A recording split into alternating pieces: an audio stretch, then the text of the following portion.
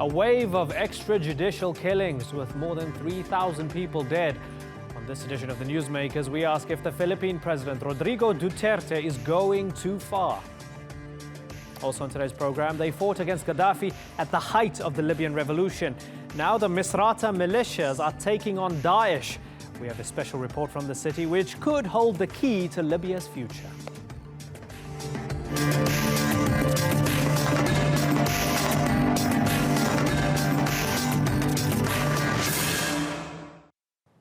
Hello and welcome to the Newsmakers with me, Imran Garda. The President of the Philippines has, quite literally, given the middle finger to the European Union. It's the latest colourful outburst by Rodrigo Duterte, who swept to power earlier this year in a landslide election victory. His support is based on his tough talk, particularly when it comes to crime and drugs. During the election campaign, he promised to kill 100,000 criminals to wipe out the illegal drugs trade. So far, more than 3,000 people have died in a wave of extrajudicial killings, prompting the condemnation from the European Parliament that triggered Duterte's latest profanity-filled reaction. Our newsmaker today is President Duterte, as we ask if he's going too far.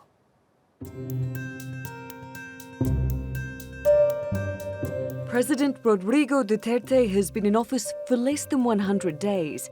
But the Philippines and its international reputation have changed. Duterte has thrown out the diplomatic playbook, winning fans and critics. I do not have any master except the Filipino people. Nobody but nobody. You must be respectful. Do not just throw away questions and statements. Putang ina, mamurahin kita dyan sa forum na. This comment ahead of his first visit to a major international forum was widely interpreted as a slight at US President Barack Obama. Duterte's staff and later he himself said it was a misinterpretation. He's becoming notorious for his colourful phrases. He's threatened to leave the UN, but the next day said it was just a joke. Labelled UN Secretary General Ban Ki-moon a fool. And this is what he told the European Union this week. The president pulls no punches in condemning critics for his war on drugs, but the ultimate price is being paid by ordinary Filipinos.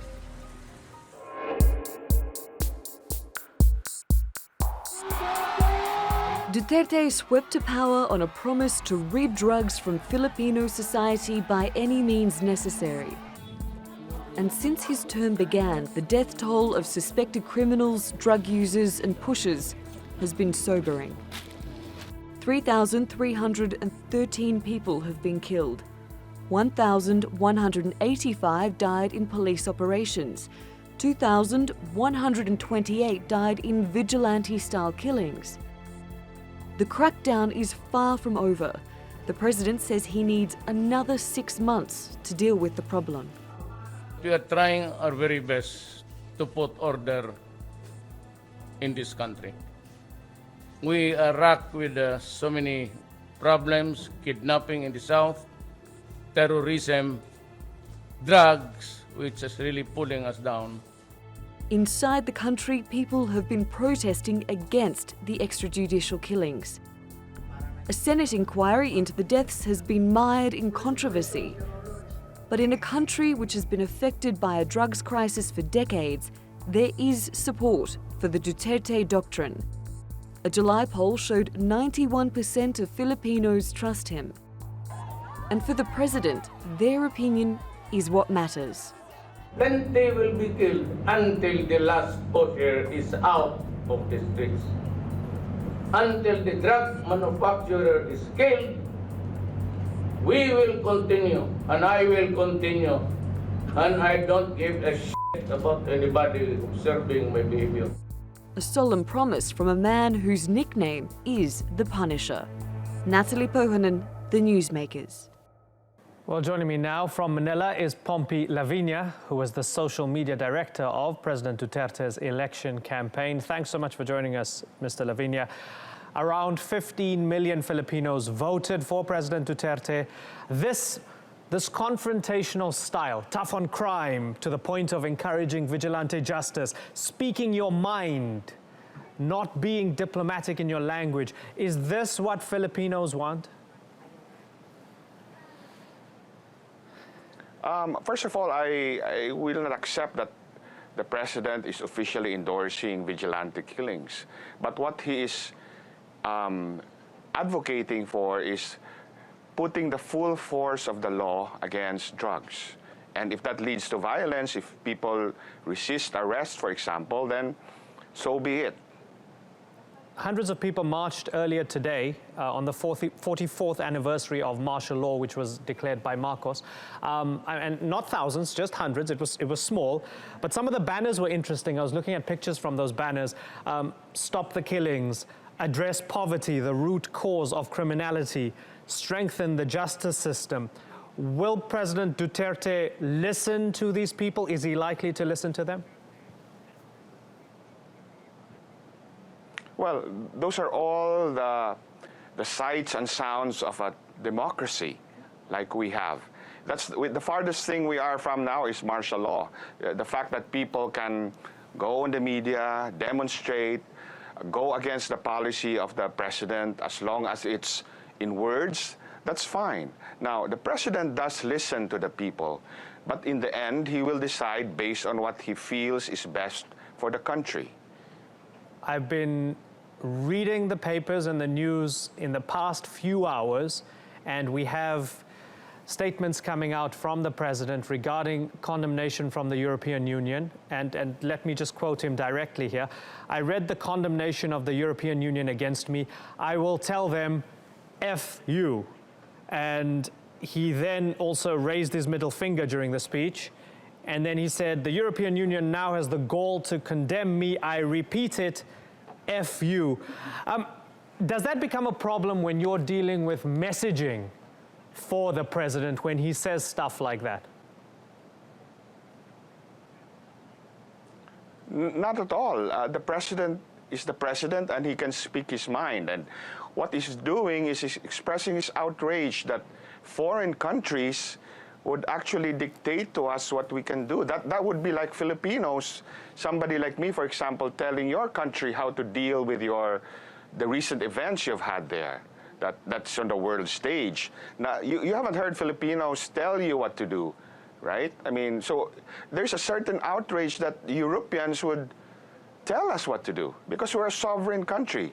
Sure, understood. You're a sovereign country and he has every right to be upset at them perhaps dictating policy or, issuing their condemnations. But can you genuinely, honestly tell me you're comfortable with your president telling the entire European Union, F you, and literally sticking the middle finger to them?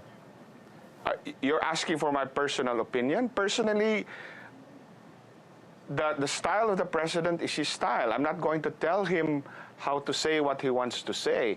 Now, I feel the same way.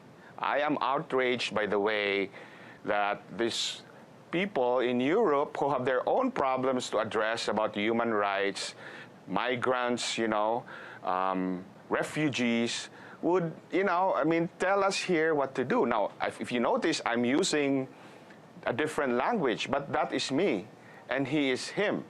So I'm certainly not going to tell him how to say what he wants to say. Now, did the message get across to the European Union? I think it probably did. Are there other ways to say it? Yes. Do you believe he made a mistake in the way he referred to President Barack Obama? He was not. President Obama himself said that he did not take it as a personal insult. He himself, being a student of language, knew that this was just a manner of speaking for the president, that it's an expression. Like in the United States, for example, when they say, MF, right? The F word, they don't actually literally mean that, you're accusing the guy of incest, right?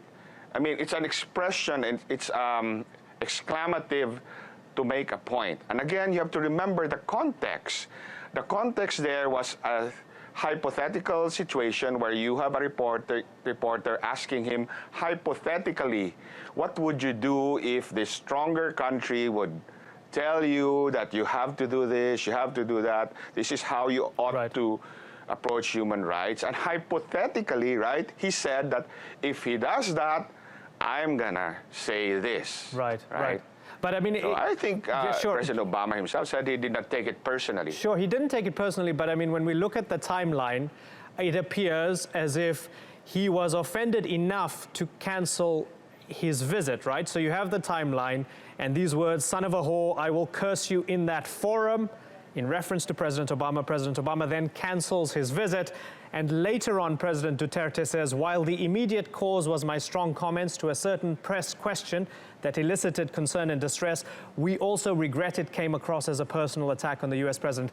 So with that in mind, I guess what I'm asking you as someone who's involved with messaging, is President Duterte maturing as he does the job? And is he maybe tweaking and altering his approach as he goes along, and is he going to have to learn to play the game?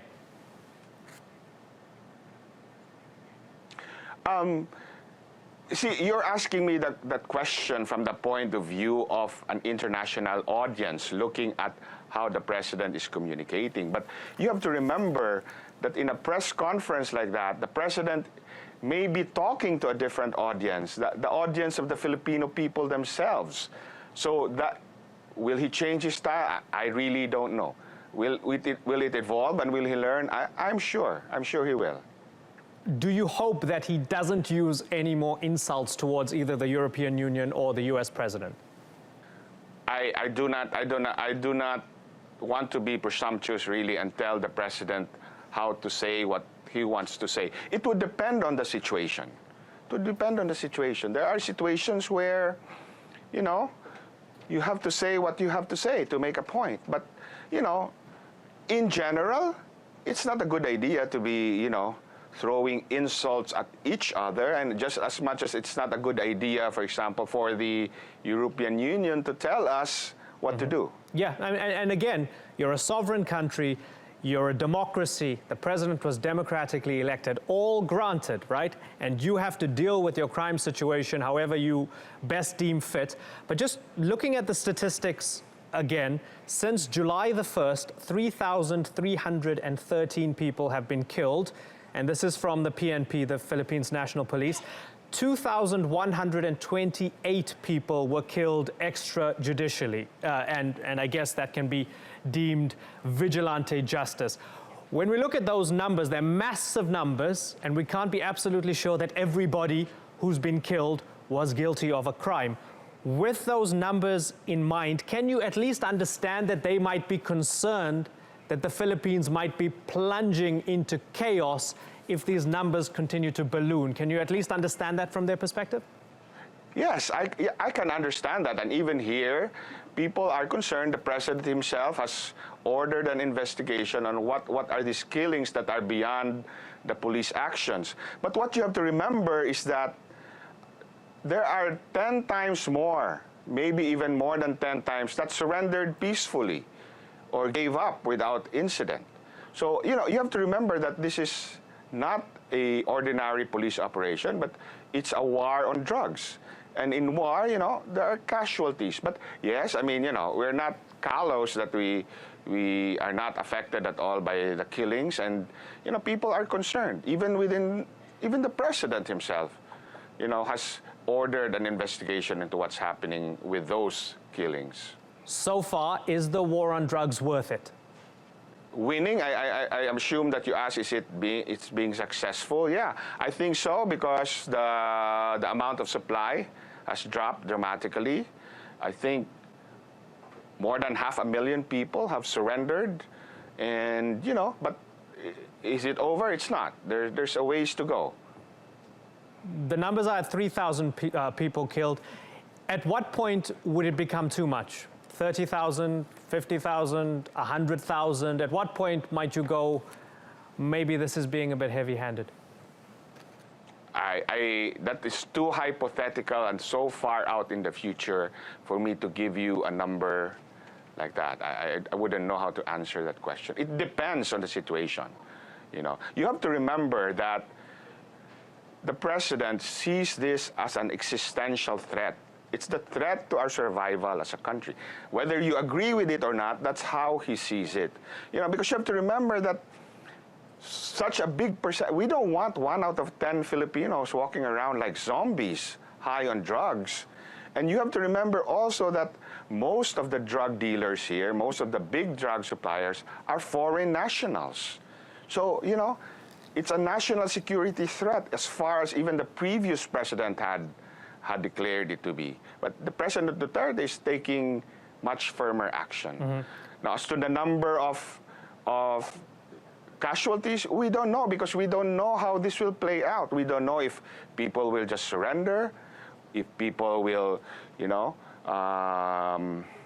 will be under control now. I mean, how long will it take to get it under control? I don't know. So I don't know if I can't tell you such a theoretical question without me knowing the other variables in the future.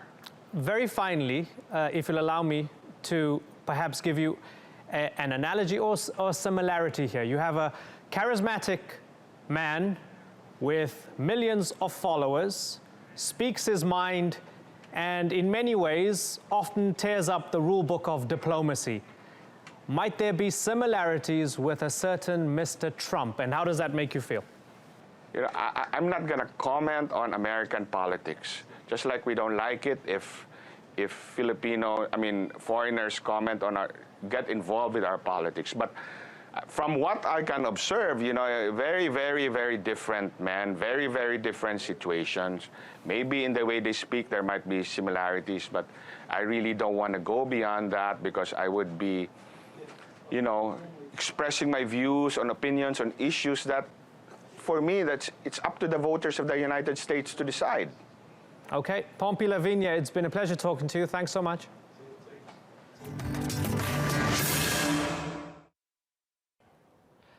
Libya is a country in chaos. A recent British parliamentary report described it as being in a state of political and economic collapse, racked by inter-militia and inter-tribal warfare. It's facing humanitarian and refugee crisis as well, and a major threat from Daesh, which has taken advantage of the power vacuum since the fall of Gaddafi. But in one city in the country, there is at least some degree of security. That's Misrata, from where Nicole Johnston sent us this special report.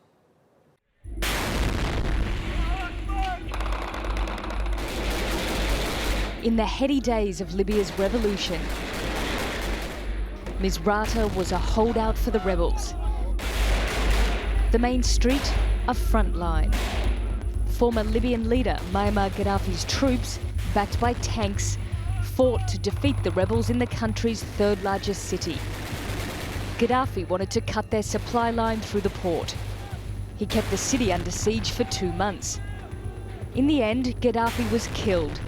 What came next was even more chaos. And out of that, the rebels and their militias became the most powerful force in Libya.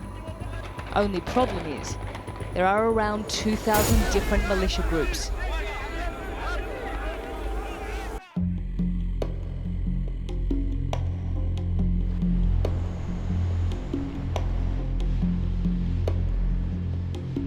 Today, Misrata has become one of the most secure places in Libya. Driving around, there are still signs of the battle that took place here. Buildings scarred by bullets and bombs.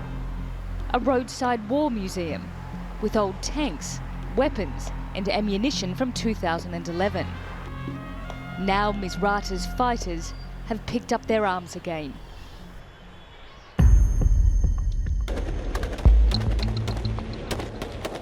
Since May, Misrata's militias have formed a coalition to fight Daesh in Sirte. The group has controlled this city of 100,000 people since June last year.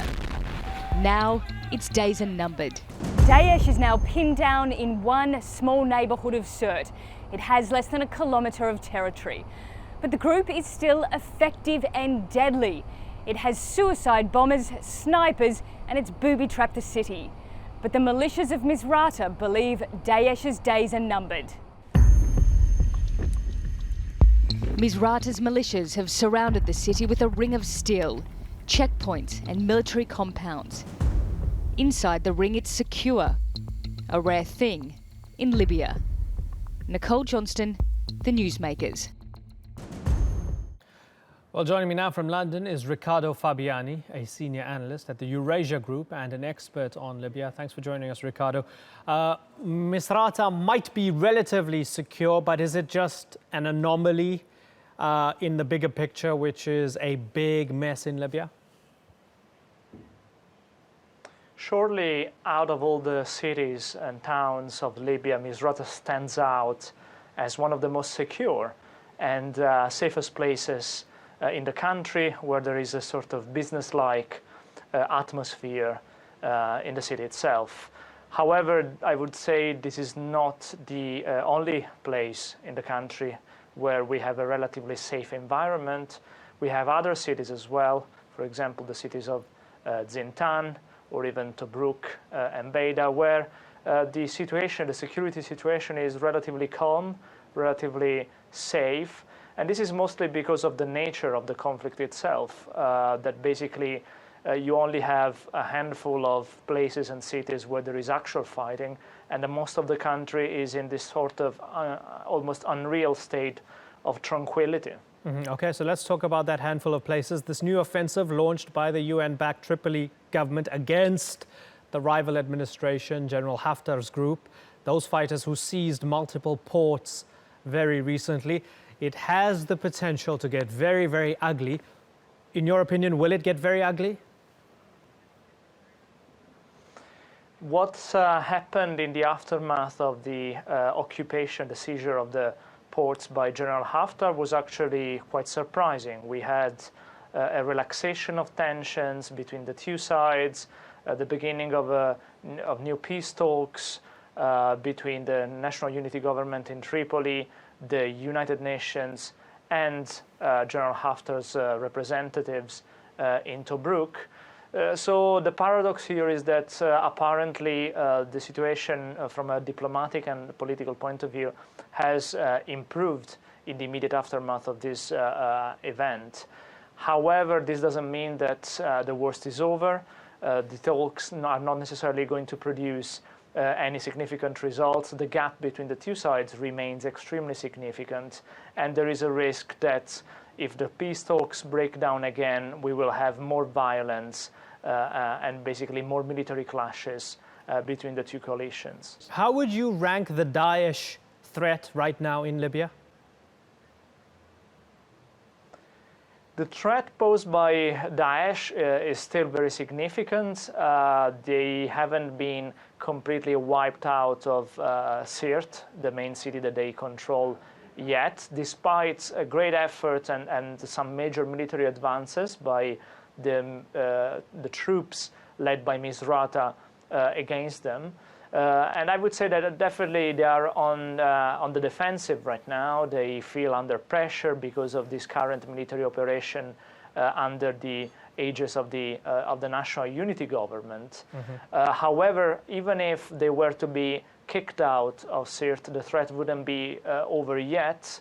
The reason is very simple. There are still cells linked to the Islamic State, to Daesh, across Libya. And even if their main presence in Sirte is eliminated, there will still be more militants, more cells ready to strike in the rest of the country, with links to neighboring countries as well. So the threat is not just Libyan, but it's actually a regional one. Okay, final question for you, Ricardo. 5 years on, a lot of the countries involved in that NATO coalition to oust Muammar Gaddafi are doing a lot of soul-searching regarding their role in ousting Gaddafi. We saw the UK House of Commons Foreign Affairs Select Committee's report, a lot of blame on former Prime Minister David Cameron, blaming him for basically following the wrong policy. Within the United States as well, a lot of talk about whether this was the right thing to do or not, in France as well. I wonder, stepping back for a second, 5 years on, which one do you think was the mistake? Was the mistake going in and toppling Gaddafi, or was the mistake not staying the course and ensuring that the country didn't fall to pieces, which it did? Which one was the mistake? It's hard to say which one was the mistake, because they were both major mistakes that were made by the countries that were part of the coalition that toppled the regime. Surely the biggest mistake in terms of international law was toppling the regime without having a proper authorization to do so, so using the cover provided by the United Nations to overthrow a regime, a so far legitimate regime in Libya. But the biggest mistakes in concrete and practical political terms was that after doing that, they didn't plan accordingly. They didn't support the democratic transition after the fall of the regime, and they didn't really know what they were doing. So they committed two sins. Doing something that was not foreseen, that was not expected, and then not planning for it. Okay, Ricardo Fabiani, good to talk to you. Thanks for sharing your expertise with us. Well, you've been watching this edition of the Newsmakers with me, Imran Garda. Thank you for watching. See you tomorrow. Bye-bye.